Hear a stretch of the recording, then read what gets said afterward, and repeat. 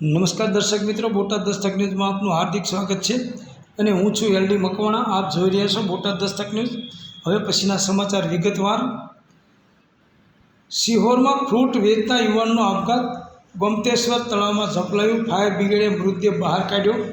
સિહોર શહેરમાં લીલા પીરની દરગાહ પાસે રહેતા ફ્રૂટ વિક્રેતા ઇનાયત હાજી સુડેસરાએ ગૌતમેશ્વર તળાવમાં ઝંપલાવી આપઘાત કર્યો છે.